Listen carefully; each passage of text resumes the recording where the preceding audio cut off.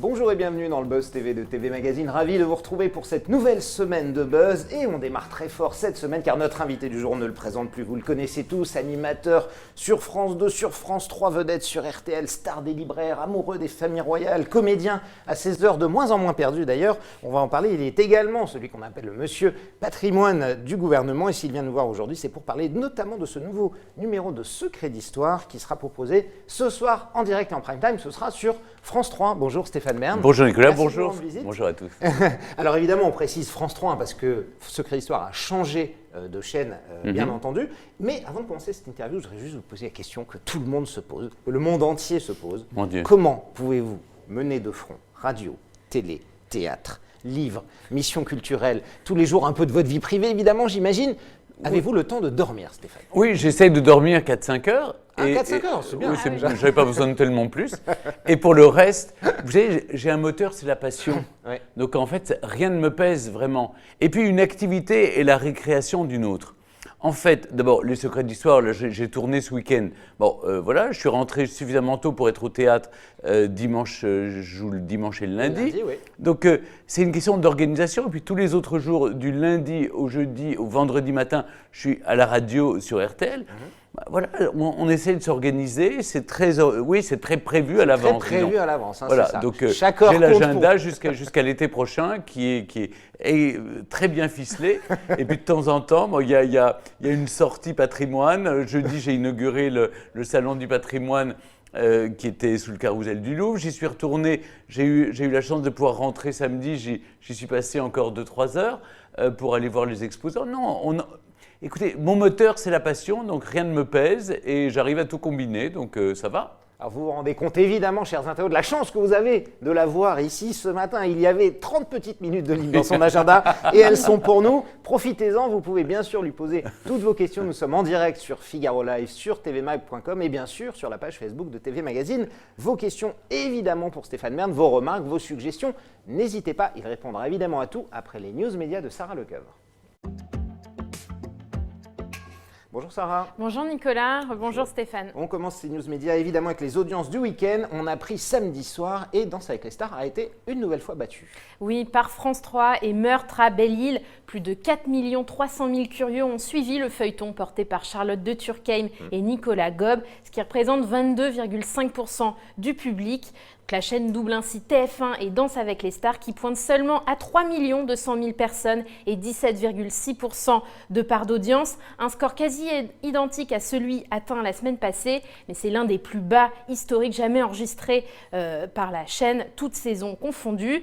Et sur la troisième marche du podium, on va parler de votre émission Stéphane, Cocorico. qui est arrivée donc troisième. Vous célébriez les 130 ans de la Tour Eiffel avec Marie-Sophie Lacaro. Cet anniversaire a séduit 2 300 000 personnes devant l'écran, ce qui représente 12,6% de part d'audience. Et enfin, on finit avec la TNT, qui est dominée par France 5 avec le magazine Échappée belle à 830 000 passionnés et 4,3% du public. C'est un score qui vous satisfait, Stéphane, Oui, une soirée spéciale comme ça, parce que face à deux mastodontes comme ceux de TF1 et France 3, Oui, on savait à vaincre sans péril, on triomphe sans gloire. Mais cela dit, ça faisait longtemps que la chaîne n'avait pas...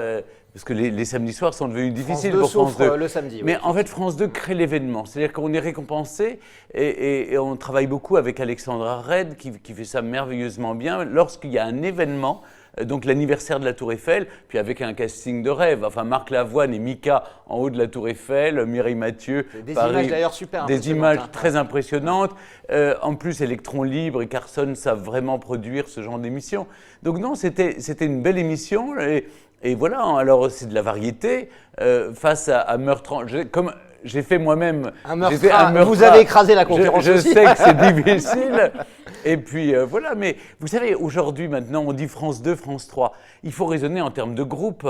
C'est France Télévisions. Les événements, les grands événements, je les commande sur France 2. Je ferai l'Eurovision Junior dans quelques semaines, et puis l'Eurovision ensuite. Et puis, les secrets d'histoire, maintenant, s'impose sur France 3. Et je trouve que c'est très bien. On revient à quelque chose de plus léger, c'est-à-dire où on sanctuarise des rendez-vous et puis ça se fait sur les 2 chaînes. Maintenant, j'avais une question. Et Marie-Antoinette, alors, samedi soir? 600 000 sur Arte. 600 000, ouais, 600 000 téléspectateurs. Très bien. Donc, non, parce que bon score aussi. J'avais envie satisfaisant. Bon, ça va. Pour la chaîne franco-allemande. Ouais. Ça marche plutôt. Oui, elle connaît toutes les audiences. Absolument, Sarah est absolument incollable. Non. Sarah, l'audience de France O, c'était quoi? Samedi à 23h. Non, je rigole, je plaisante. On continue évidemment ces news médias avec une triste nouvelle, la disparition d'une comédienne de Plus belle la vie. Oui, elle s'appelait Pascale Robert et incarnait Vanda Legendre dans la série à succès de France 3. À l'âge de 89 ans, l'actrice s'est éteinte samedi des suites d'une longue maladie, a précisé son agent à l'AFP. Alors de sa filmographie au cinéma, on retient notamment 3 hommes à abattre de Jacques Deray, Dupont-la-Joie d'Yves Boisset ou encore Le Grand Chemin de Jean-Louis Hubert. Mais c'est son rôle dans Plus belle la vie, évidemment, décroché en 2008, qui l'a popularisé en France. Elle avait arrêté les tournages du feuilleton il y a 2 ans pour soigner sa maladie. On termine, Sarah, avec le nouveau coach de The Voice Kids qui a été dévoilé ce week-end et ce n'est pas du tout un inconnu. Eh bien non, parce que ça a été dévoilé, vous l'avez dit, pendant la finale, vendredi soir. C'est Nikos Aliagas qui a révélé le nom de celui qui va rejoindre la bande des coachs la saison prochaine. Eh bien, il s'agit du chanteur Kenji Girac qui prendra la place d'Amem Bent qui, elle, est désormais sur la ancien version vainqueur d'ailleurs de The adulte. Voice. Et bien sûr, il connaît bien la maison puisqu'il a gagné la saison 3 il y a quelques années de la version adulte. Il a réagi dans les colonnes du Parisien. Il est ravi, c'est ma maison, celle qui m'a vu débuter. C'est un honneur de revenir en tant que coach. Vous suivez ce genre d'émission maintenant, Stéphane, également, ce genre de programme, Non, d'avertissement ou pas forcément? Comme j'ai pas beaucoup le temps, ouais. Je regarde pas la télé en fait, enfin, très peu. Je regarde les secrets d'histoire, je choisissais à la carte. Puis maintenant, il y a d'autres façons de consommer la télévision. Vous êtes un consommateur de SVOD, ce qu'on appelle les plateformes, Netflix, Amazon, OCS, puis même, je me fais mon menu quand j'ai le temps. Je me dis tiens, je vais regarder cette émission où on m'envoie des liens. Mais évidemment, quand c'est Nikos, voilà, comme c'est mon ami, absolument. Voilà, un petit coup d'œil quand même. Voilà, je regarde un peu ce que fait Nikos parce que c'est comme mon frère, je l'aime. C'est tout pour aujourd'hui, Sarah. Oui. Évidemment, d'autres news médias à suivre dès demain. Tout de suite, place à la grande interview du Buzz TV et toutes vos questions qui arrivent avec Stéphane Bern.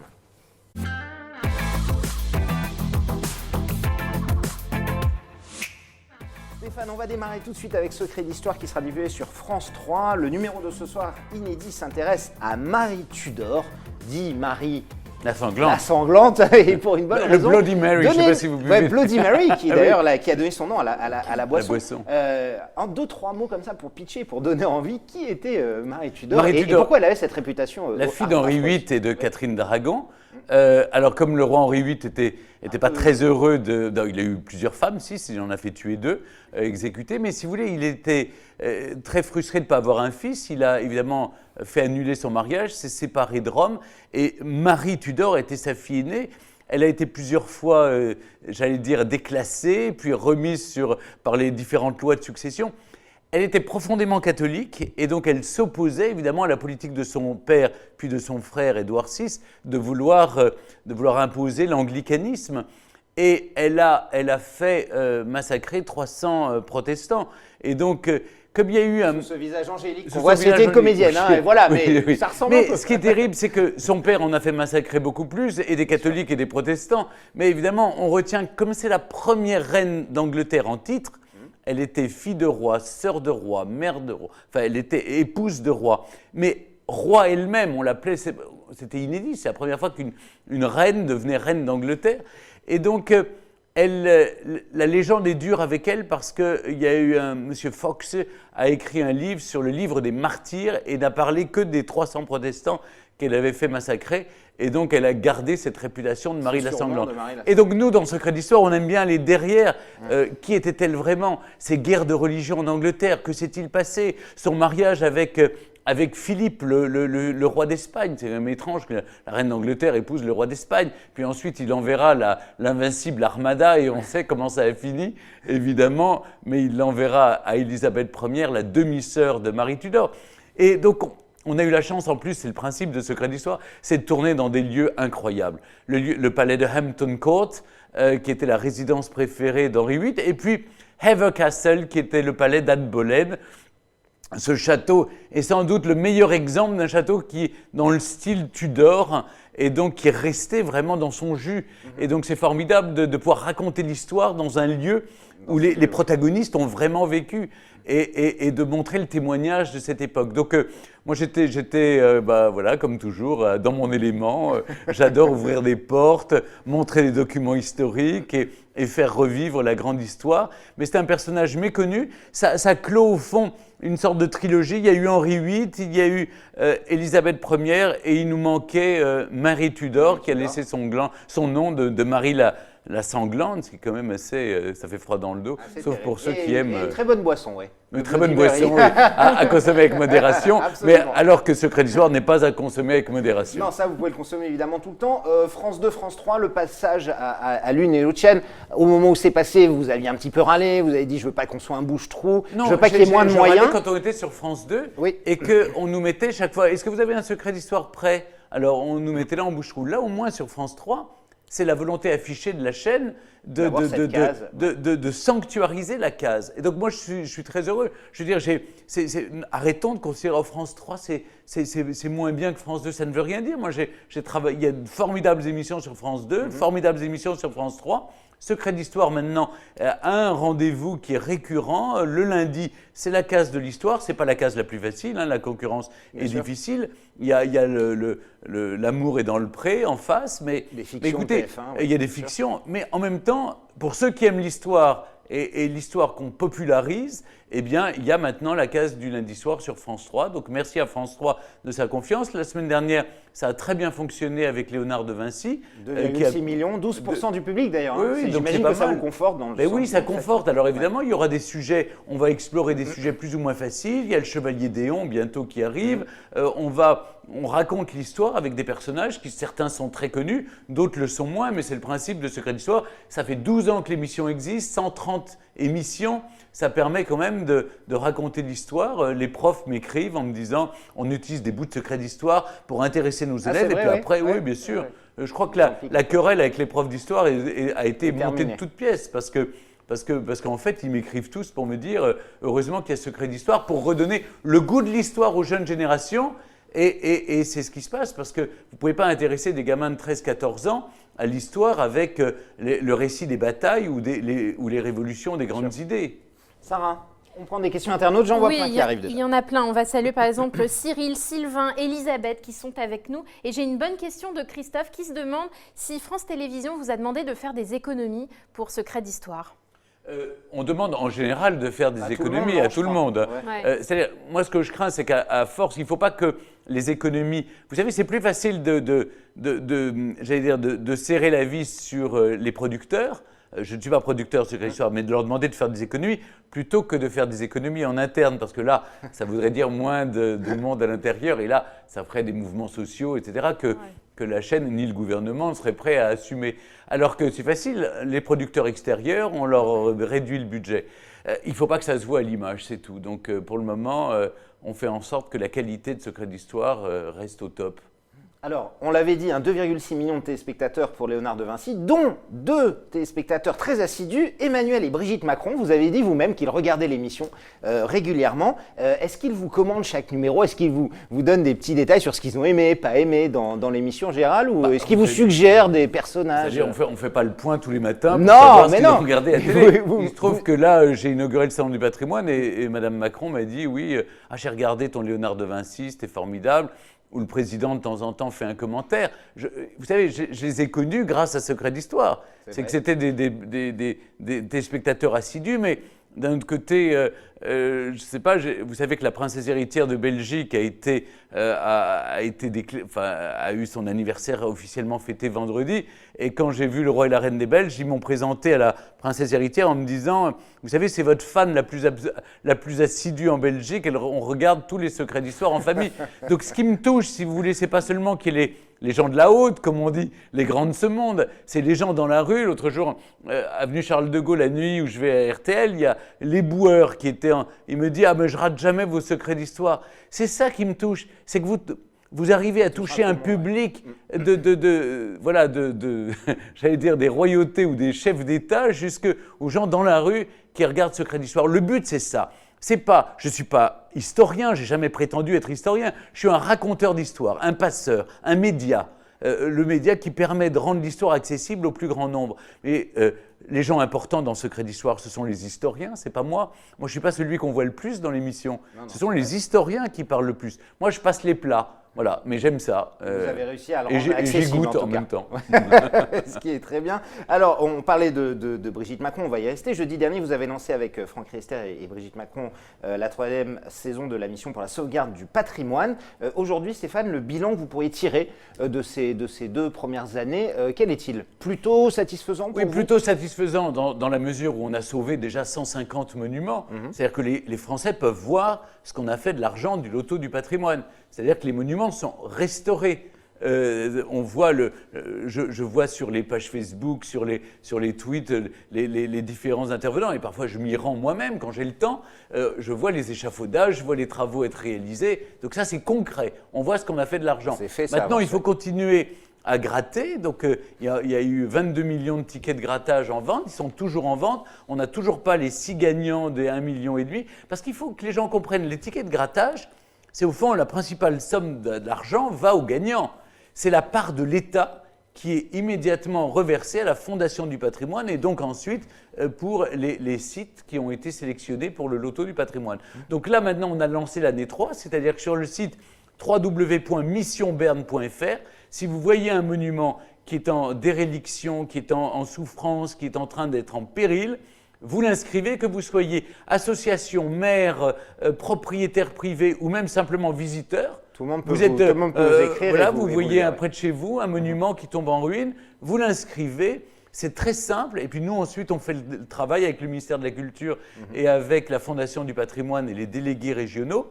Et puis on l'inscrit dans la mission selon, évidemment, le péril. On va d'abord soutenir tous les monuments en péril, mais les autres ne sont pas oubliés. Ils rentrent dans le circuit des DRAC, des monuments du ministère de la Culture, et on essaye de sauver le plus de monuments.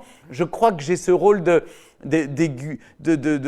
poil à gratter qui empêche à la fois le ministère de ronronner, mais ça, Franck Riester est très conscient de tout ça et est très content. Parce que voilà, maintenant, il y a une nouvelle impulsion qui est donnée pour sauver les monuments. Je ne veux pas qu'on voit des drames comme Notre-Dame de Paris se passer dans d'autres cathédrales. Et il ne faut pas oublier, c'est pas parce qu'on trouve de l'argent pour Notre-Dame de Paris qu'il faut abandonner toutes les églises de nos villages. Vous savez, le patrimoine, c'est un facteur d'égalité entre les villes et les campagnes. Il ne faut pas oublier la ruralité. Parfois, la seule richesse d'un village, c'est son monument historique. Ouais. Et donc, c'est ce qui permet... Et arrêtons d'opposer les hommes et les pierres. Les pierres nourrissent les hommes. Ça fait travailler des milliers de personnes. Tous ces conservatoires de métiers d'art, les artisans, les tailleurs de pierre, les menuisiers, les charpentiers, ils travaillent grâce à ces chantiers du patrimoine. Donc eux, ils ont besoin de ces chantiers pour vivre. Donc n'oublions pas, et puis ça fait vivre les gens dans les villages. Moi, je me sens un peu villageois maintenant que je suis percheron d'adoption, mais bon, je vois la réalité du terrain. Justement, est-ce qu'on n'est pas un peu loin parfois? Budget 2020 pour l'année prochaine, moins de 350 millions d'euros. Alors évidemment, c'est un peu plus que l'année dernière. C'est loin des 2 milliards que vous aviez réclamés en janvier dernier. C'est pas 2 milliards tout de suite, mais c'est la somme globale qu'il faudrait pour mettre tout le patrimoine en bon état. Le tout, c'est que c'est... Mais vous êtes dans quel état d'esprit aujourd'hui? L'année dernière, vous aviez dit, si ça monte pas un peu, moi, je lâche tout et je démissionne. Non, vous lâcherez pas. Maintenant, je suis plutôt dans un état d'esprit où je lâche rien. Alors, encore une fois, je suis libre. C'est une mission bénévole. On ne me paye pas. Mes frais sont à ma charge. Tout ce que je fais, c'est moi qui paye. Et j'achète en plus des tickets de grattage. Donc, vous voyez, mais au moins, cette liberté me permet de dire à la fois au président quand je ne suis pas d'accord, au gouvernement, arrêtez parce qu'il y a des lois qui sont mauvaises. Vous ne pouvez pas afficher une volonté de soutenir le patrimoine et en même temps ne pas le faire. Je suis heureux de voir que dans mon livre « Sauvons notre patrimoine », il y a un certain nombre de pistes qui ont été explorées par des députés qui sont en train de proposer des amendements en faveur du patrimoine. Donc je crois que c'est important. Et puis il faut qu'on arrête avec les éoliennes aussi, cette folie de vouloir... On veut sauver le patrimoine et on va détruire les paysages autour. Mais est-ce que... Moi qui suis écolo dans l'âme, les éoliennes sont des choses, des aberrations anti-écologiques, parce qu'on voit que ça tue les oiseaux, ça bétonne les sols, etc. Donc il faut qu'on arrête cette folie. Alors, c'est pas plus beau qu'une centrale nucléaire, je suis d'accord, mais ça durablement, ça abîme les paysages et ça tue la faune et la flore. Absolument.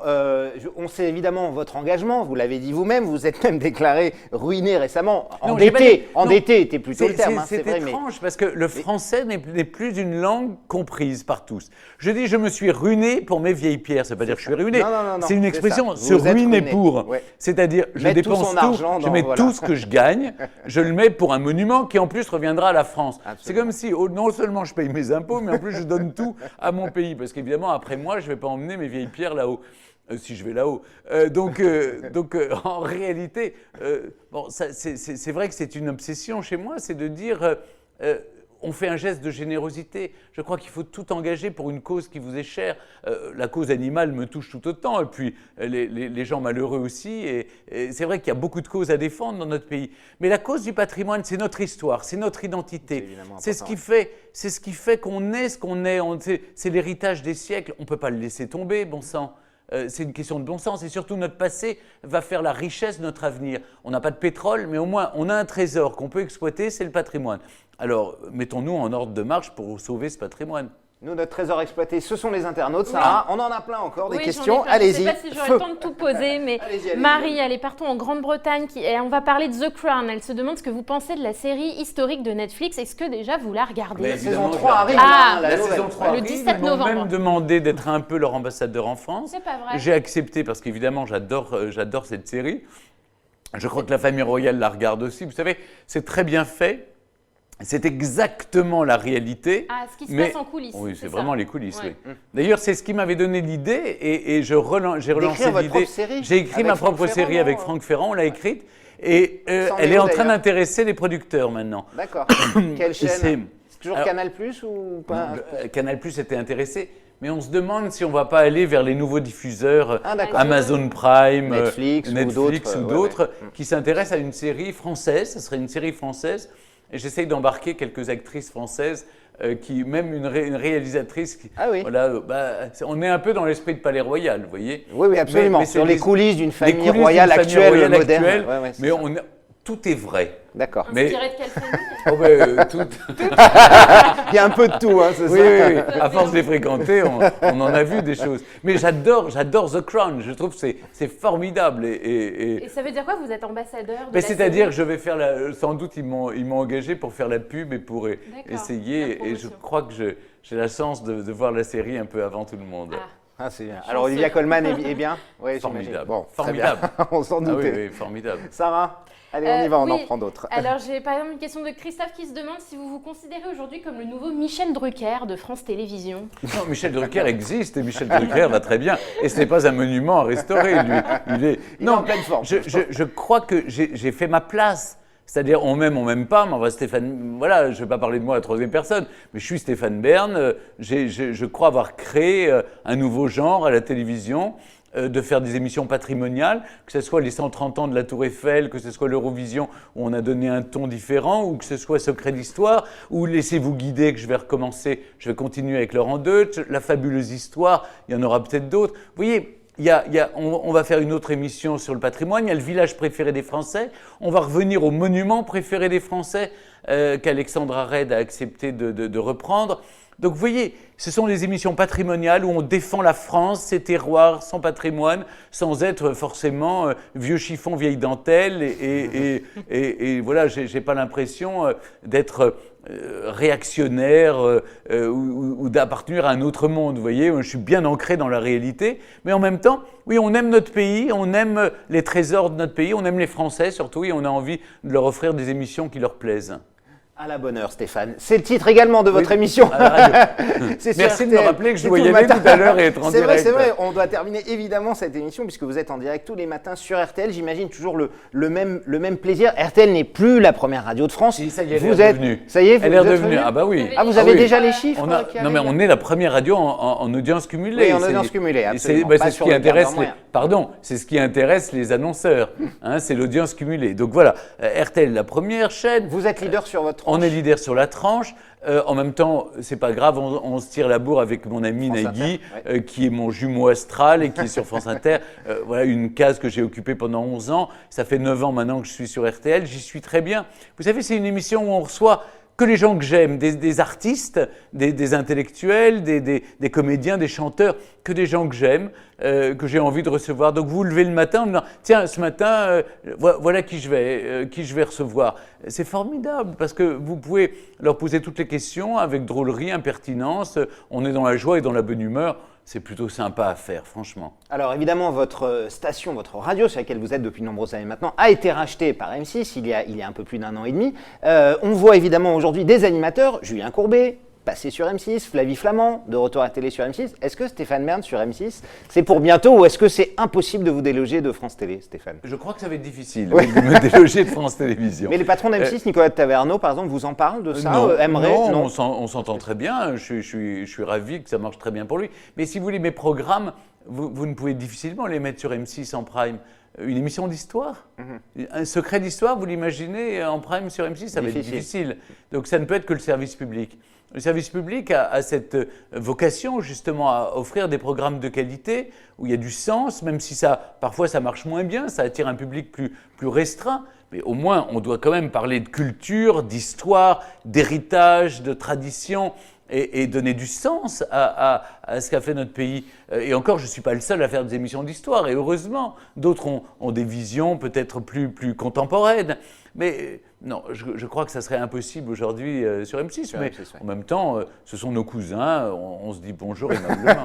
Et on est aimable. Sarah, on prend une question. Je vais lire un commentaire de Jeanne-Marie-Ange qui dit « Vous êtes génial, ne changez pas, vous êtes sympathique, généreux et très cool. » Voilà, il y a plein de cœurs, plein de likes, plein de... Tout le monde vous adore. Vous êtes adorable avec moi.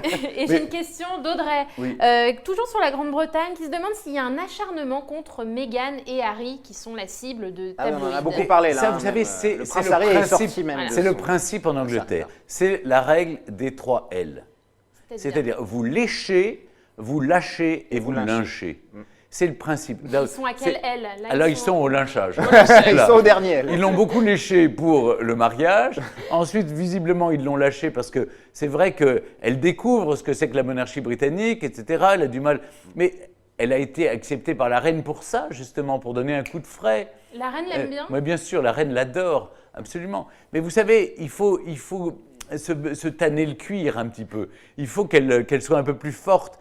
Il faut pas, peut-être qu'un voyage un peu long, de vivre quelque temps en Afrique du Sud, les aiderait sans doute à prendre un peu de champ. Mais ça va passer, ils vont trouver une autre victime bientôt. Hein. mais c'est les tabloïds britanniques, vous savez, c'est une engeance épouvantable. En même temps, ils sont en train de tirer sur ce qui les fait vivre. Ils se tirent une balle dans le pied, parce que plus ils attaquent la famille royale, puisque c'est la dernière chose qui vend en Grande-Bretagne. Vous n'allez pas acheter des magazines pour Boris Johnson et son Brexit. Vous savez ce que ça veut dire, to Brexit? To Brexit, c'est vous êtes à une soirée, vous dites que vous partez, vous ne partez jamais. C'est ça. C'est pas mal. C'est ça le Brexit. Voilà. Alors Stéphane, pour terminer, puisqu'on va bientôt vous laisser filer, dans votre emploi du temps de ministre, vous avez trouvé quand même 2 journées dans la semaine, le dimanche et le lundi, pour jouer au Théâtre Montparnasse, dans la pièce de Diane Ducré qui s'appelle « Vous n'aurez pas le dernier mot », dans laquelle vous mêlez un peu littérature et histoire en mettant à mal quelques grands noms de l'histoire. Racontez-nous le pitch un petit peu. C'est un seul en scène, hein, vous êtes tout seul. Je suis tout seul en scène, mis en scène par Jérémy Lippmann. Oui. Diane Ducré, qui avait fait Femme de dictateur, m'a envoyé un texte qui m'a plu sur les derniers mots des gens célèbres. Et en réalité, on est tous humbles devant la mort. Alors ça pourrait paraître morbide, et pas du tout. En fait, les gens rient pendant 1 heure. Ça dure 1 heure seulement, le spectacle. Et en fait, je raconte comment les grands sont tout petits devant la mort et disent des choses d'une banalité confondante et même parfois ridicules et risibles. Mais j'adore Mata Hari qui, en défi comme ça, elle s'adresse aux 12 soldats qui vont lui tirer dessus et elle leur envoie un dernier baiser et dit c'est la première fois qu'on m'aura pour 12 balles.